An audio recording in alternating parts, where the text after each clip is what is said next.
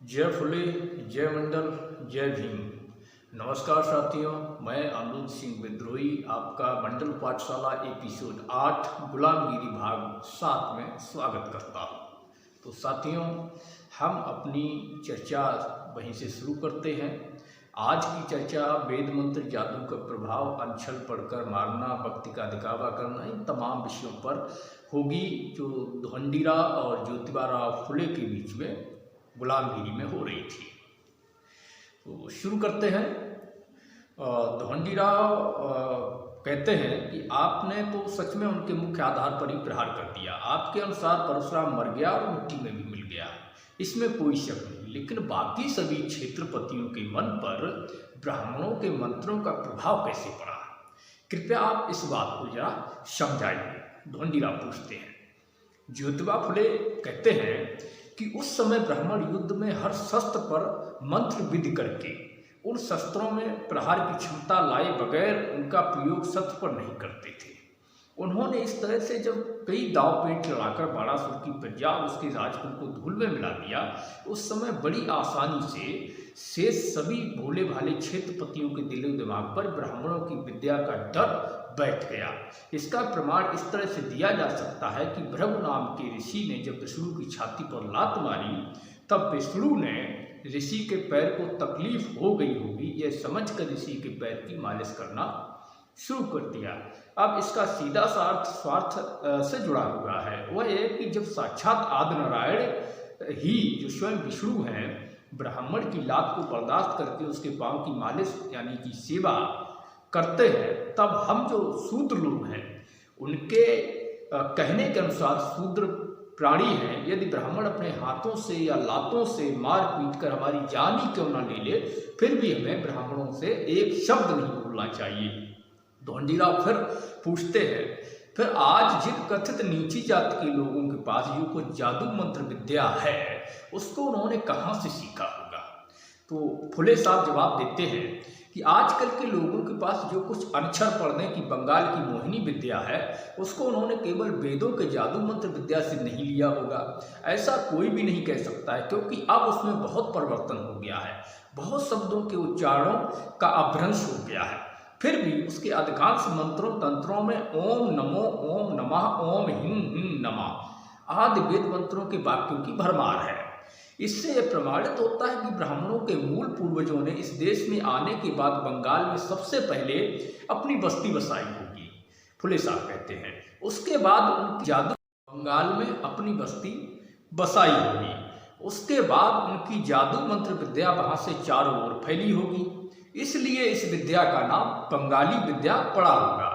इतना ही नहीं, बल्कि आर्यों के पूर्वज आज के अनपढ़ लोगों की तरह अलौकिक चमत्कार शक्ति का प्रदर्शन करने वाले भी थे, क्योंकि उस काल में उन लोगों में अलौकिक शक्ति का प्रदर्शन करने वाले लोगों को ब्राह्मण कहा जाता था।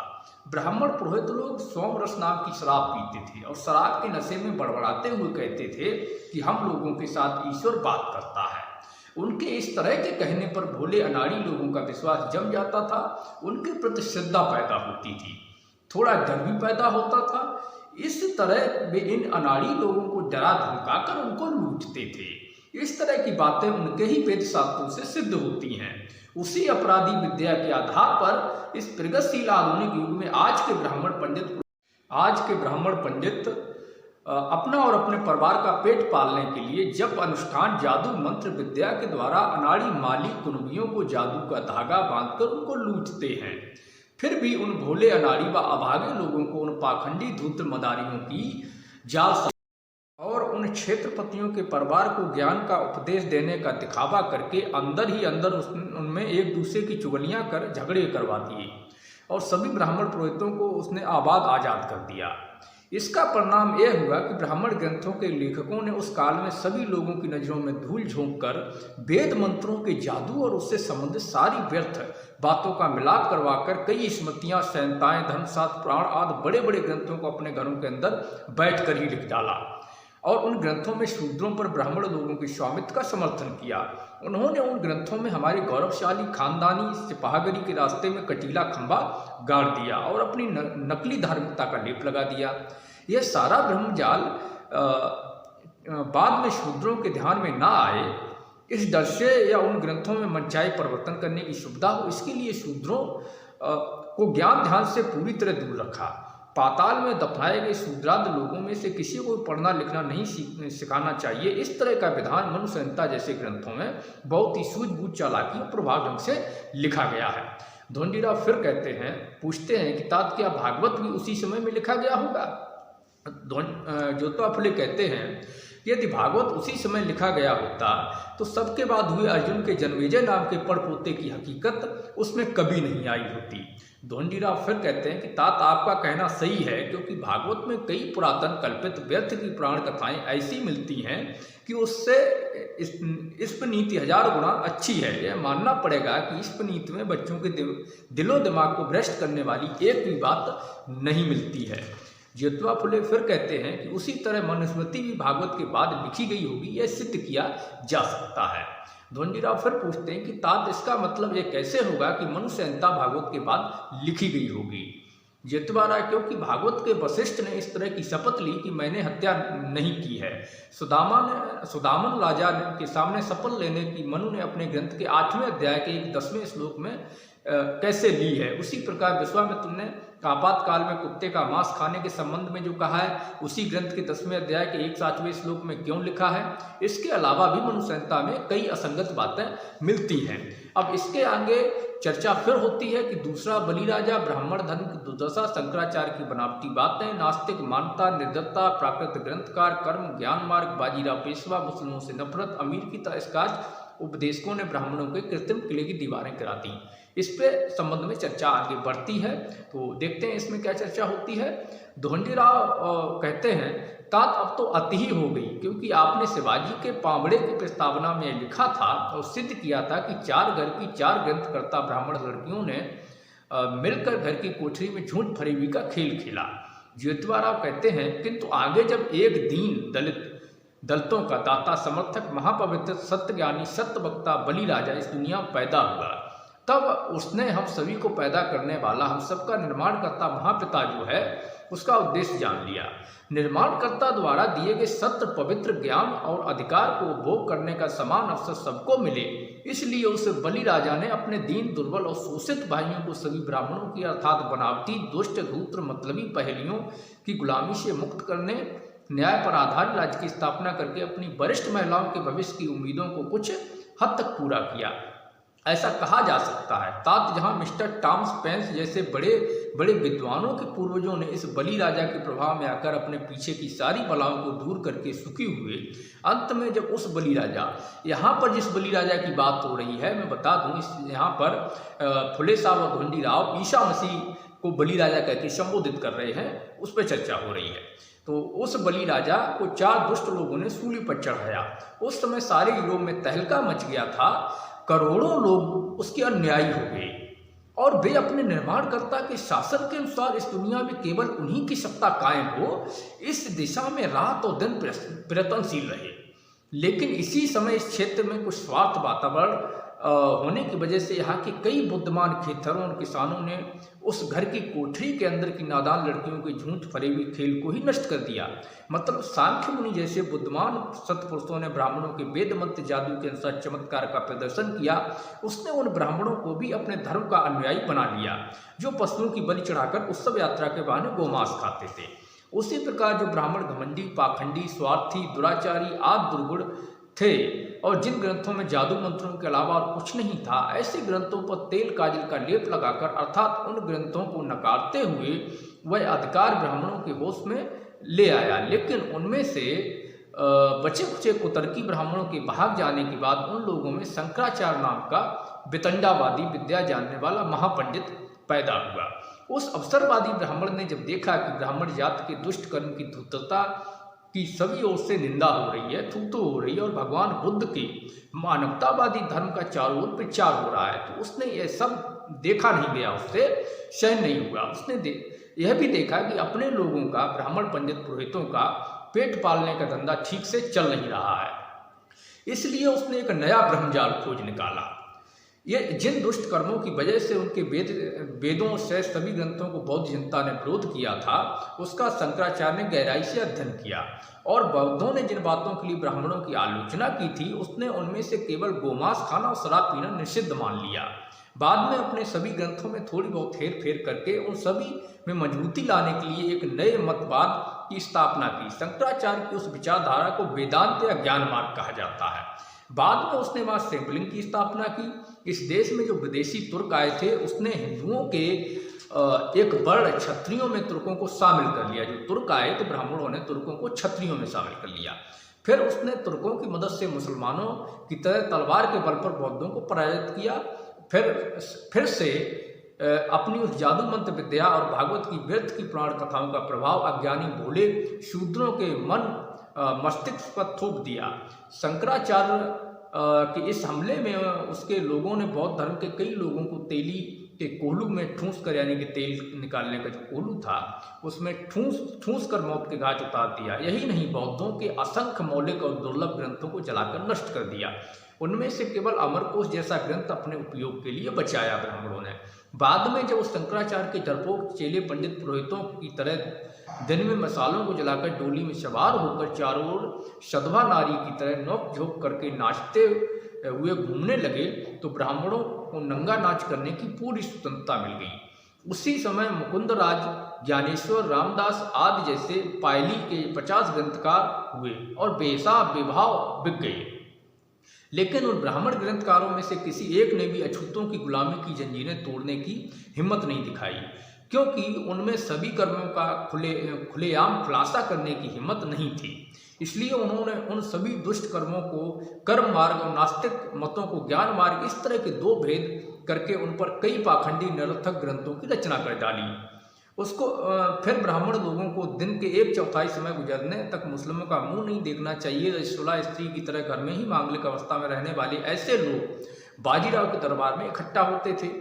लेकिन उस समय ने करवट बदल ली थी। पहले दिन के बीतने और दूसरे दिन के प्रारंभ में सभी मेहनतखोर ब्राह्मणों ने अयासी और गुलछर्रे उड़ाने के लिए जो सुख सुविधाएं मिलने वाली थीं, उसके पहले ही अंग्रेजी बादलों का झंडा चारों ओर लहराने लगा। यानी कि जैसे ही ब्राह्मणों को सुख सुविधाएं मिलने वाली थी अयासी की, तब तक अंग्रेजों का राज आ गया। उस दौर में बली राजा के अधिकतर यानी कि ईसा मसीह के अनुयायी अमेरिकी और स्कॉच उपदेशक अपने अपने देश के सरकारों की किसी भी प्रकार की परवाह न करते हुए इस देश में आए। बलि राजा ने जो सही उपदेश दिया, उसे सभी नकली दुष्ट दूत ब्राह्मणों को प्रमाण द्वारा सिद्ध करके दिखाया और उन्होंने कई शूद्रों को ब्राह्मणों की दयनीय व अमानवीय गुलामी से मुक्त किया। उन्होंने शूद्रों के गले में ब्राह्मणों द्वारा सदियों से टांगी हुई गुलामी की बेड़ियों को तोड़ डाला। उन गुलामी की बेड़ियों को ब्राह्मणों के मुंह पे फेंक मारा। उस समय अधिकांश ब्राह्मण समझ गए कि अब ये ईसाई उपदेशक उनका नकली प्रभाव अन्य शूद्रों पर बिल्कुल टिकने नहीं देंगे, वे उनकी सारी ढोल की पोल खोल देंगे। यह उन्हें पक्की तरह समझ में आ गया था। इसी डर की वजह से उन्होंने बलि राजा के अनुयायी उपदेशकों और शूद्रों में साठगांठ मेल मिलाप और उन दोनों में गहरी पहचान बने।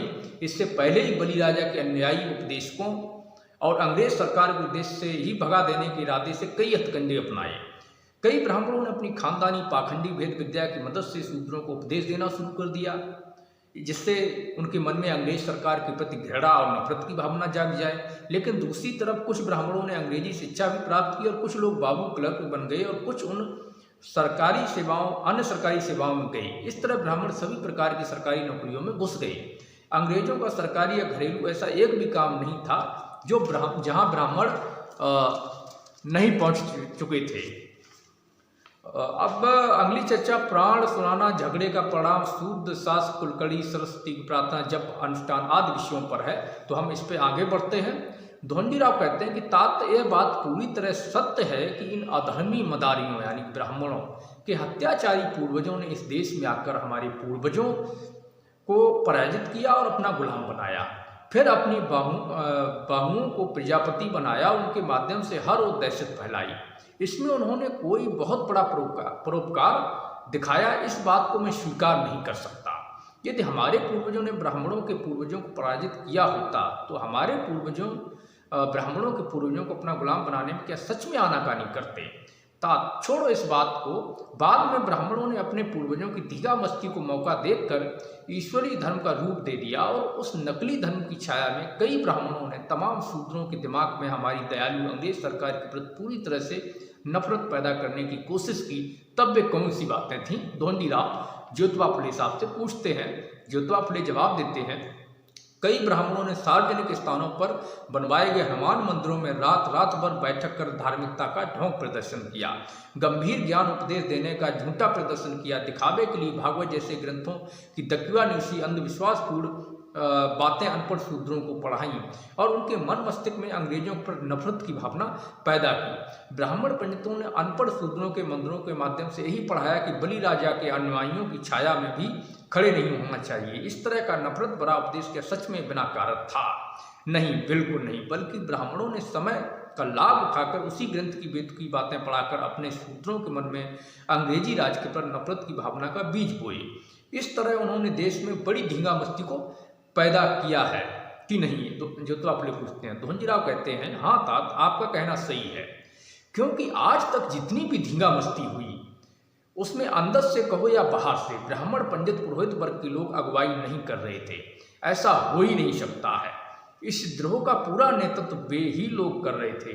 देखिए, उमाजी लामोसी की धींगा मस्ती में काले पानी की सजा भोगने वाले धोंडो पंत नाम के एक ब्राह्मण व्यक्ति का नाम आता है। उसी प्रकार कल परसों के चपाती संग्राम में परदेशी ब्राह्मण पांडे, कोकड़ का नाना पेशवे, तात्या टोपे आदि कई देशस्थ ब्राह्मणों के ही नाम मिलते हैं। ज्योतिबा फुले कहते हैं, लेकिन उसी समय शुद्ध शासक शिंदे, होलकर आदि लोग नाना फडणवीस से कुछ हद तक सेवक की हैसियत से संबंधित थे। उन्होंने धींगा मस्ती करने वालों की बिल्कुल परवाह नहीं की और उस मुसीबत में हमारी अंग्रेज सरकार की कितनी सहायता की, इसे भी देखिए। लेकिन अब छोड़ो इन बातों को, इनसे हमारी सरकार को ब्राह्मणों की उस धींगा मस्ती को तहस नहस करने के लिए बड़े भारी कर्ज का बोझ भी उठाना पड़ा होगा। उसे चुकाने के लिए पार्वती जैसे फिजूल संस्था की आय को हाथ लगाने की बजाय हमारी सरकार ने नए टैक्स का बोझ किस पर डाल दिया? फुले साहब पूछते हैं, अपराधी कौन है और अपराध नहीं करने वाले कौन हैं? इसकी पहचान किए बगैर ही सरकार ने सारी जनता पर टैक्स लगा दिया, किंतु वह टैक्स इन बेचारे अनपढ़ शूद्रों से वसूल करने का काम इस मूर्ख सरकार ने किसके हाथों में सौंप दिया? यह भी हमें सोचना चाहिए। ब्राह्मण लोग शुद्ध शासकों को जी भर कर इसलिए गाली गलौज दे रहे थे क्योंकि उन्होंने ब्राह्मण जाति के नाना फडणवीस को उचित समय पर मदद नहीं की, जिसकी वजह से उसकी अंग्रेजों के साथ लड़ते हुए पराजय हुई। अंग्रेज सरकार ने उन लोगों के हाथ में टैक्स वसूली का काम सौंप दिया जो शुद्ध शासकों से जी भर गाली गलौज करने वाले थे, दिन में 3 बार स्नान करके मांगल्यता का ढिंढोर पीटने वाले थे, धन लोलुप और ब्राह्मणिष्ठ ब्राह्मण कुलकर्णी थे। अरे इन कामचोर ग्राम राक्षसों को, ब्राह्मण कर्मचारियों को संबोधित करते हैं कि कामचोर ग्राम राक्षसों को, इन मूल ब्रह्म राक्षसों को जिस दिन से सरकारी काम की जिम्मेदारी दी गई उस दिन से उन्होंने शूद्रों की कोई परवाह नहीं की।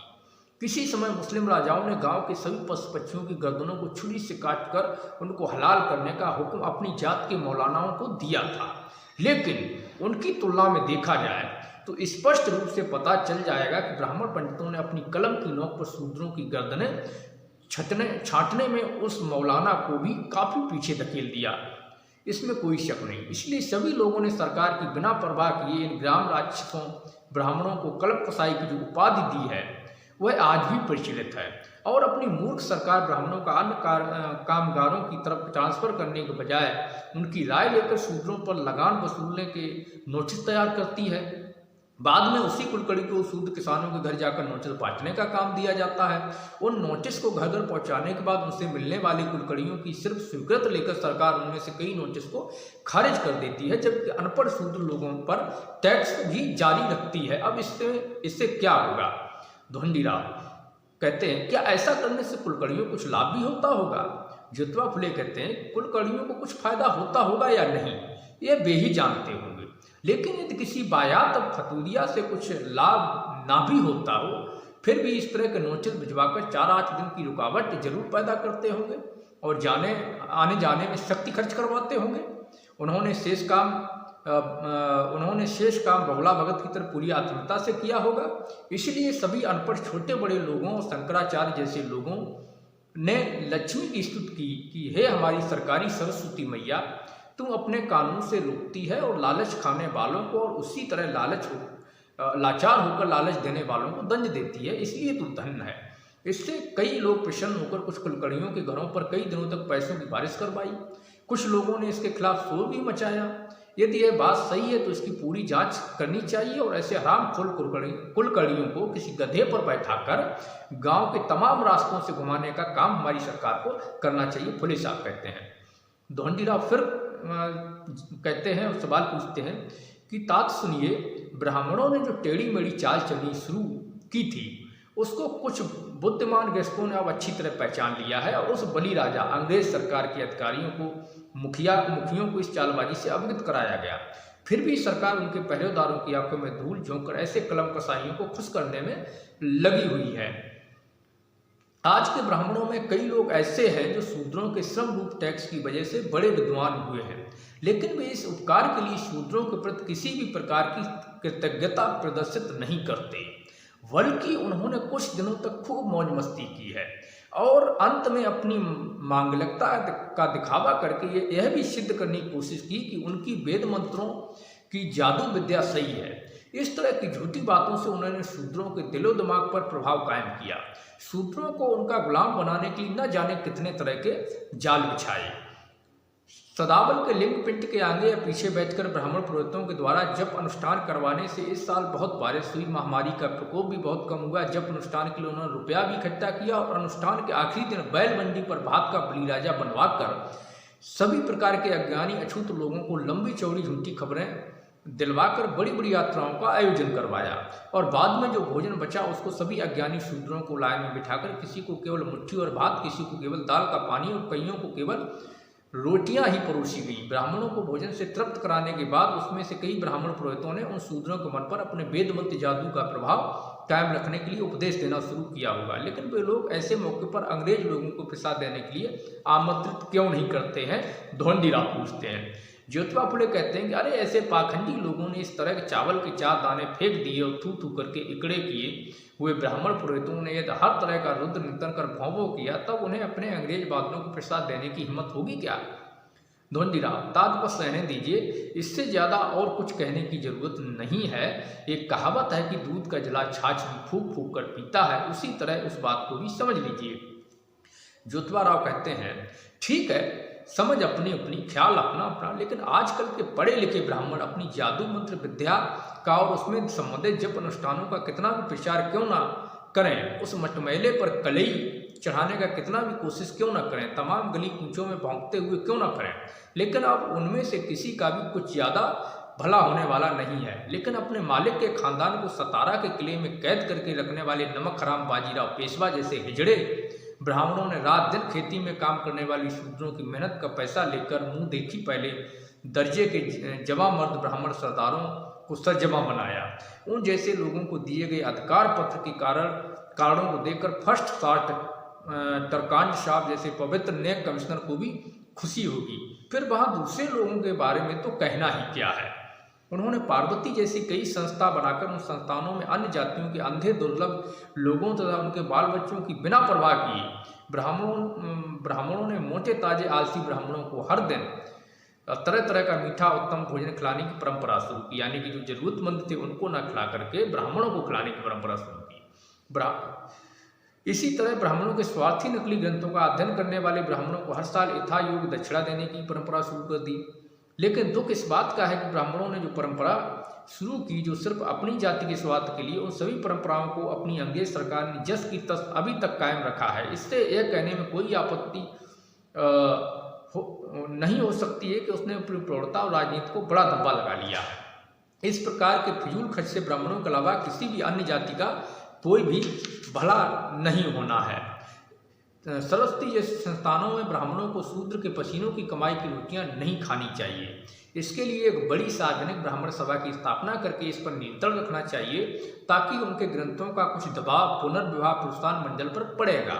यह हमारी भावना थी, किंतु उन्होंने इस तरह की सभाएं स्थापित करके अपनी आंखों का मोतियाबिंद ठीक करना तो छोड़ दिया और शूद्रों की सरकार के आंखों के दोष दिखाने की कोशिश में लगे रहे। यह हुई ना बात की उल्टा चोट कोतवाल को डांटे। इसको अब क्या कह सकते हैं? अब हमारे शूद्रों की उस बलि राजा के साथ गहरी दोस्ती होनी चाहिए, यानी कि अंग्रेज सरकार के साथ हमारे शूद्रों की गहरी दोस्ती होनी चाहिए। इसकी कोशिश हमें करनी चाहिए। उस बलि राजा के सहारे से ही इनकी गुलामी की जंजीरें टूटनी चाहिए। ब्राह्मणों की गुलामी से शूद्रों की मुक्त के लिए अमेरिकी, स्कॉच और अंग्रेज भाइयों के साथ जो दोस्ती होने जा रही है उसमें रोड़ा डालने की कोशिश नहीं करनी चाहिए। अब उनकी दौड़ धूप बहुत हो गई, अब हम उनकी गुलामी को स्वीकार नहीं करते हैं। तो शुक्रिया साथियों, आज के एपिसोड में इतना ही।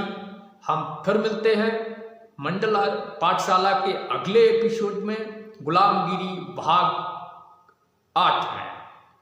जय मंडल, जय भीम, जय फुले, जय प्रिया। साथियों, मंडल आर्मी जातिवार जनगणना करवाने, मंडल कमीशन की सभी सिफारिशों को लागू करवाने, निजीकरण को रोकने, बहुजनों के संवैधानिक अधिकारों, सम्मान, स्वाभिमान और आरक्षण को बचाने की लड़ाई लड़ती है। मंडल आर्मी को मजबूत बनाना चाहते हैं तो मंडल आर्मी के बैंक खाते में यथाशक्ति सहयोग राशि डोनेट करें। हमारे चैनल को सब्सक्राइब कर वीडियो को शेयर करें। धन्यवाद।